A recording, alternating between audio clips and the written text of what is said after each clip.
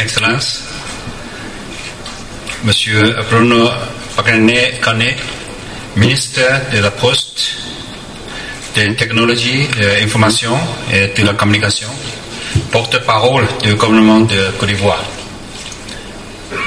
Excellences, Mesdames, Messieurs les membres du corps diplomatique et des organisations internationales ici présents. Madame, Monsieur le Président, Directeur général, Directeur du chef de service et surtout le maire, distingués invités, en vos cas et titres respectifs, tout protocole dûment observé. Madame, Monsieur, bonjour. C'est un grand plaisir. Normalement, j'ai parlé mon discours en anglais, mais comme on a pressé maintenant, parce que après le discours, il va aller rencontrer votre président. Donc, pour gagner du temps, pas utiliser interpréteur, donc j'ai décidé d'utiliser mon langue française. Si ça ne marche pas, faites un petit de patience.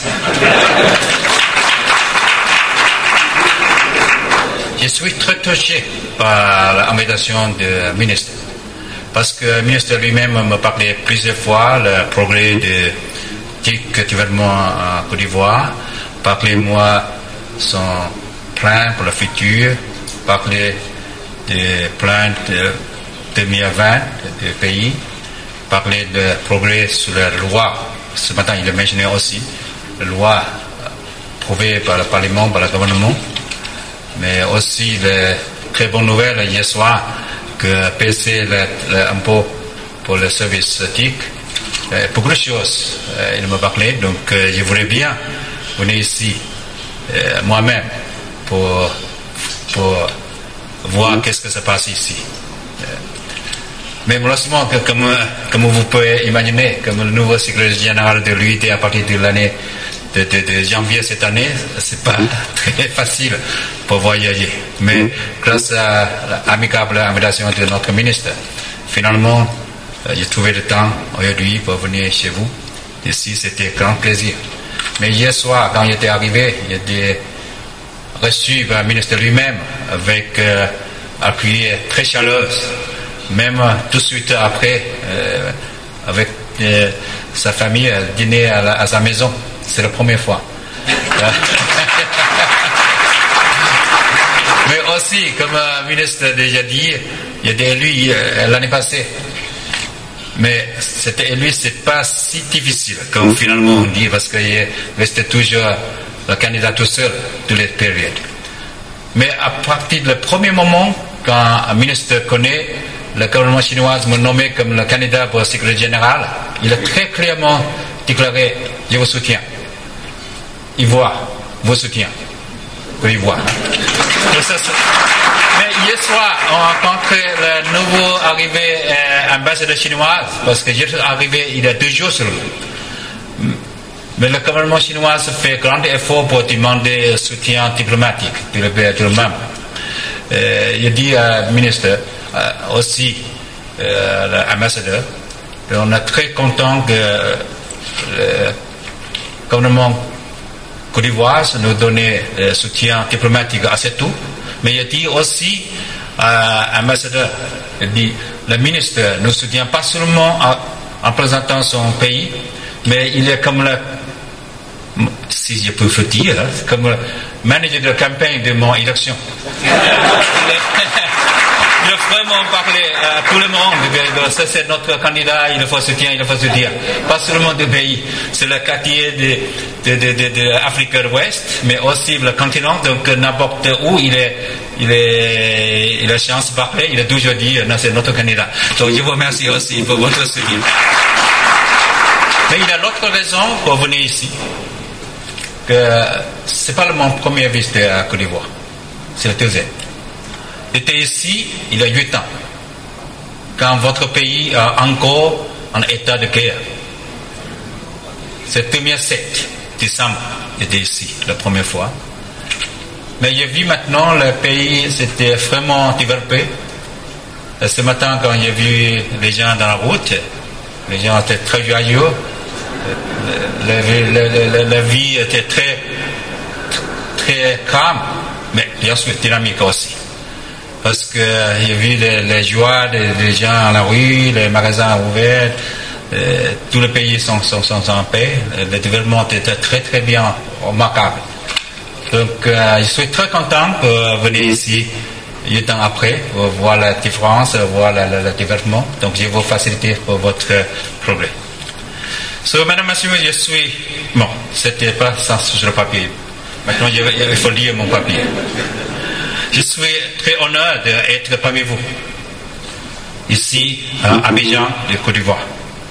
À amicable invitation du ministre de la Poste, des technologies, de l'information et de la communication.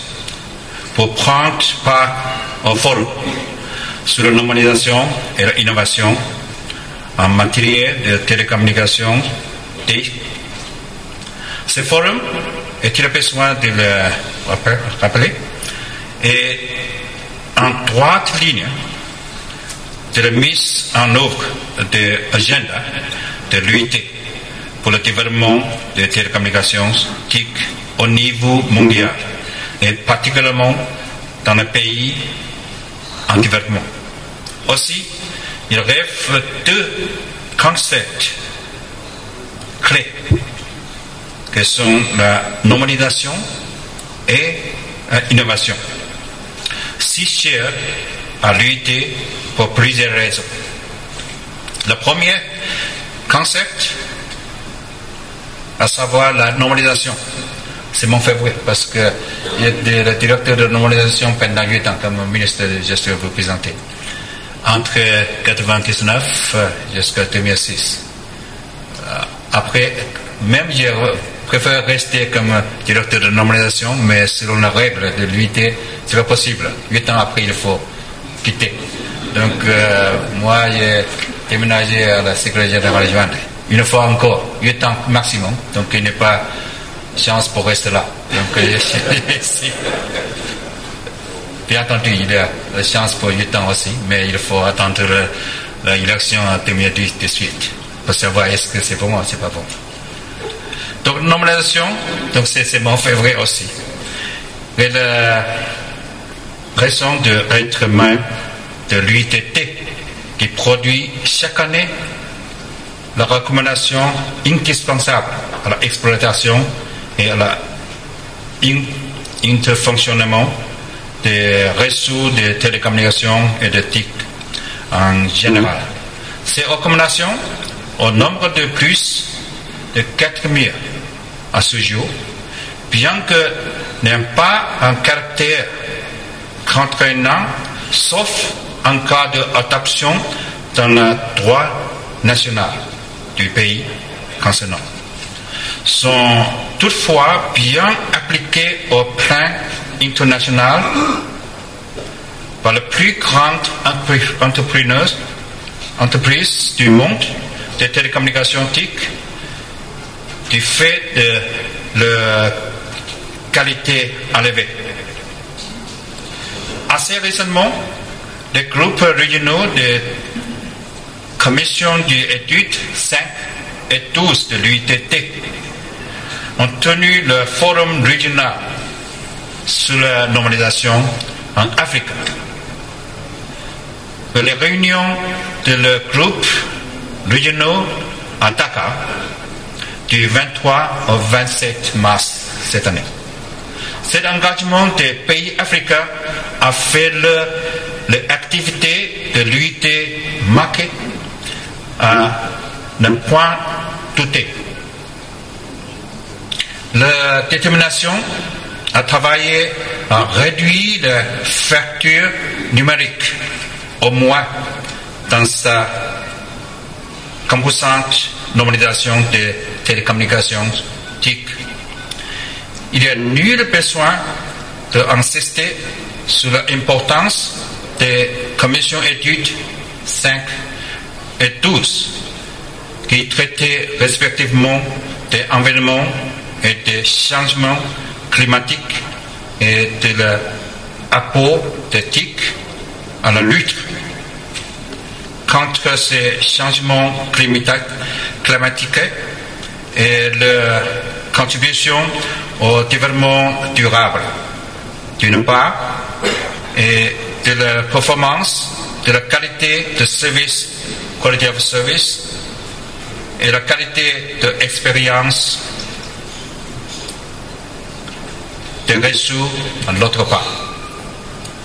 Donc, peut-être que quelqu'un connaît, c'est l'année 2001, quand j'étais le directeur de nomination de l'UITT, TSP, c'est moi qui ai organisé la première réunion de commission études de tous à Dakar.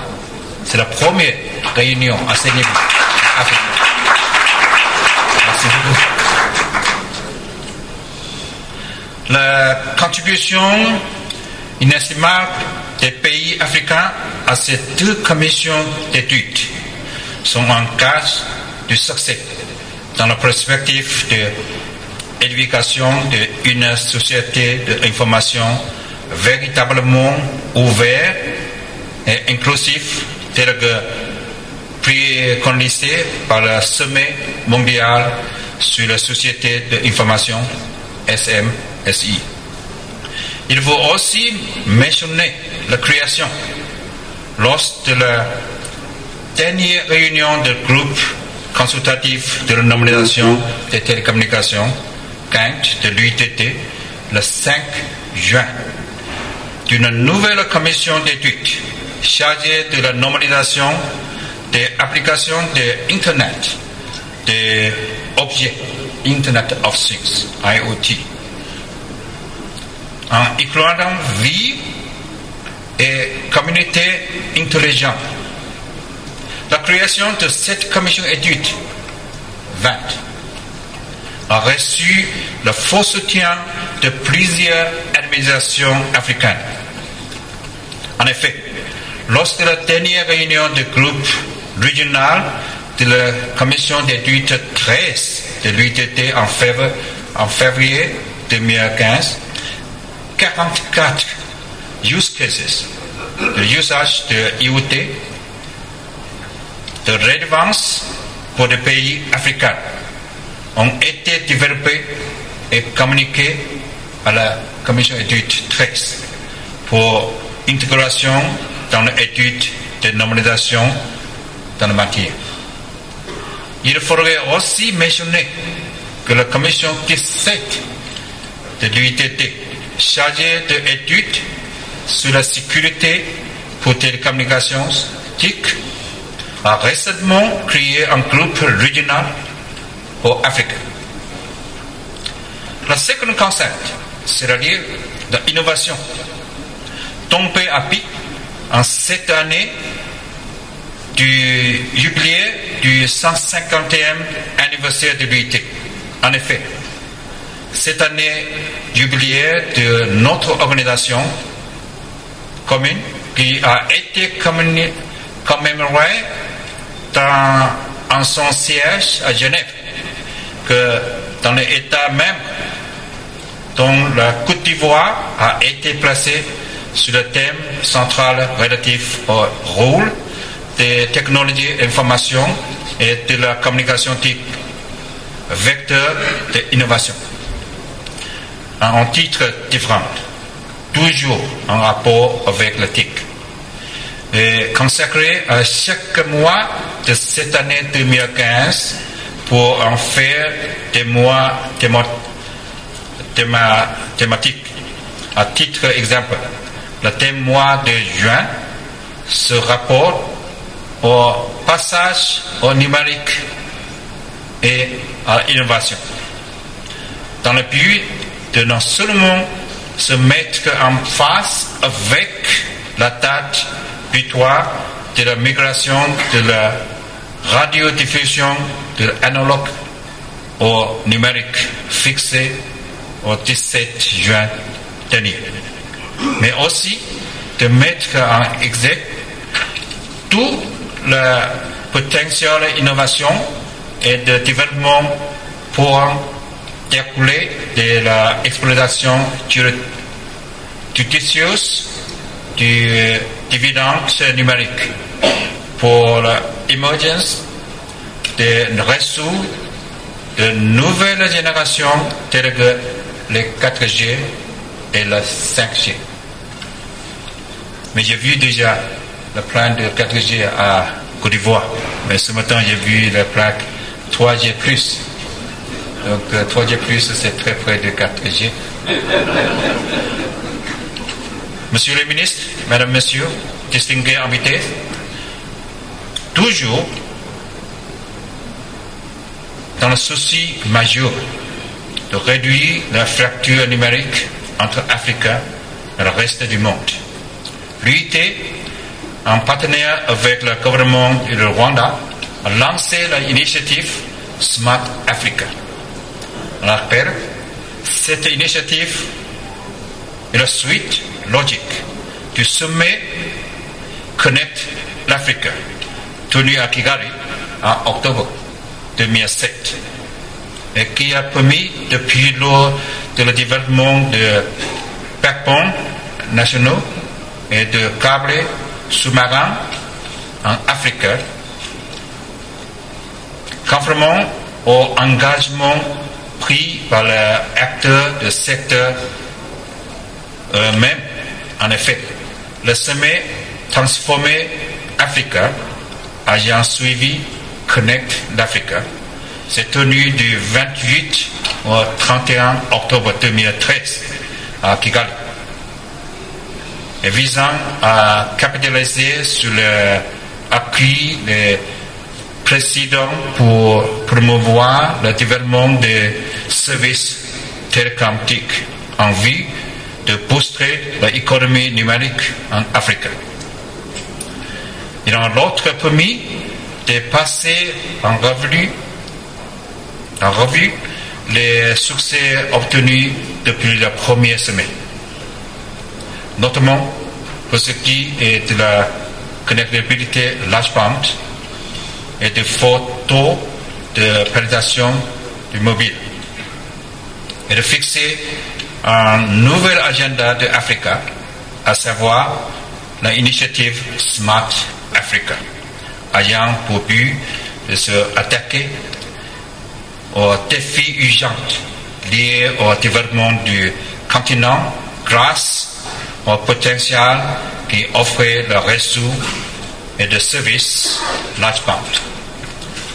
Le pouvoir de transformation de TIC sur des secteurs tels que l'éducation, la santé, l'agriculture, l'environnement, l'économie, la finance, l'infrastructure économique et l'administration publique est aujourd'hui une vérité établie.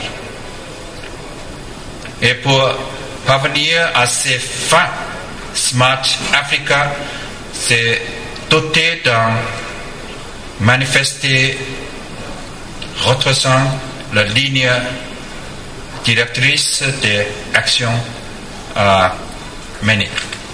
Mais comme Africa, cette initiative Smart Africa est lancée par 8 pays, mais maintenant il y a attendu, et vous avez aussi entendu le message de notre ministre de Côte d'Ivoire, vous devez accueillir cette initiative. C'était très très bien initiative de votre côté, donc bienvenue dans cette initiative.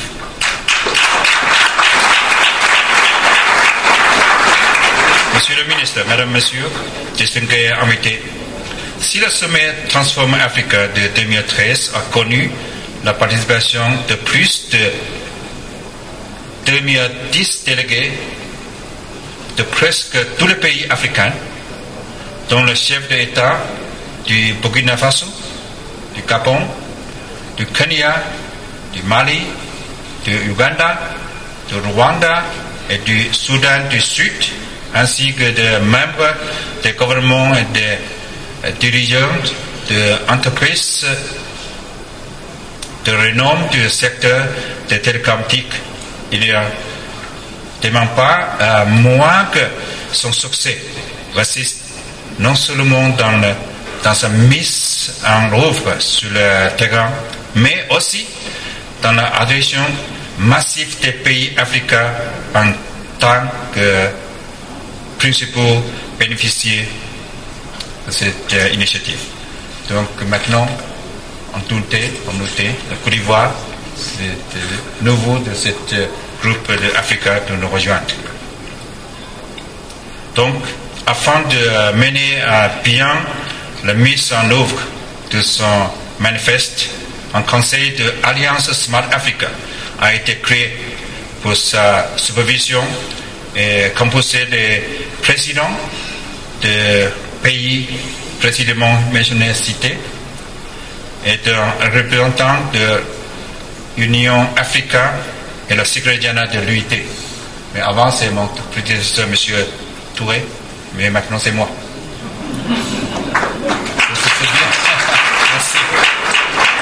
Aussi, un fonds de Smart Africa a été créé pour octroyer des bourses afin de former des compétences pour réduire les disparités techniques dans le domaine de TIC.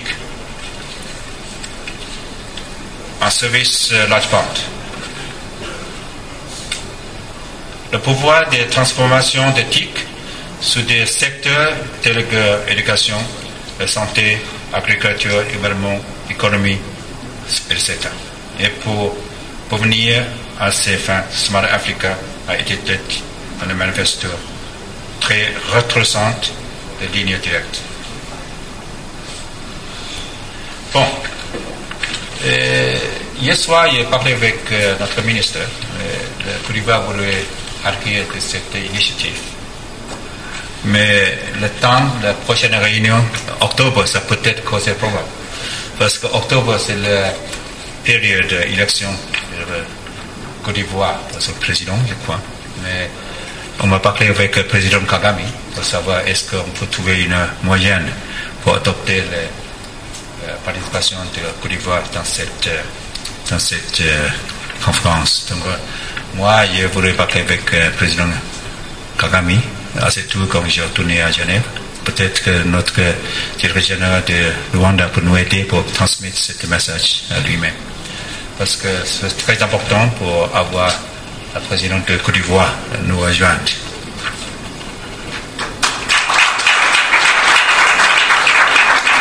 Merci. Monsieur le ministre, Mesdames, Messieurs, distingués invités, d'autres initiatives non moins importantes sont des agendas de l'UIT pour Afrique. J'ai cité à titre d'exemple de mise en œuvre de CAT, le Computer Incident Response Teams par l'UIT pour les pays africains. À ce jour, pas moins de 6 pays, dont la Côte d'Ivoire, ont bénéficié de cet appui de l'UIT et de l'impact. L'initiative se poursuivra afin qu'à terme, le maximum de pays sont dotés CAT nationaux. Et aussi, un CAT régional est prévu pour être mis en place pour coordonner l'effort de CAT nationaux afin de contrecarrer efficacement les cybercriminalités qui est en passe de devenir un flot de nom de nos jours. En effet, toutes ces belles initiatives en cause de mise en œuvre pour la promotion d'une véritable économie numérique ne saurait être viable que si la sécurité et la sérénité sont garanties dans le cyberespace pour ces usages. Aussi, la question de la migration de IPv4 à IPv6 n'est pas restée dans cette agenda, vu que cette migration permettra plus d'opportunités de sécurité, d'une amélioration de la qualité de services dans les réseaux de type IP. L'UIT a, à ce niveau aussi, assisté la Côte d'Ivoire dans la mise en œuvre d'une banque essayée de IPv6 afin d'utiliser la communauté Internet de ce pays et même de la sous-région de la compétence indispensable à cette migration. Des banques DSI similaires sont prévues pour être déployées dans d'autres sous-régions du continent avant la fin de cette année 2015. Et un mot, en ma qualité de secrétaire général, je puis vous assurer que l'UIT ne ménagera aucun effort dans l'accompagnement des pays, et particulièrement de ceux en développement, dans l'atteinte des objectifs de millénaire pour le développement OMD, du moins dans le composant TIC.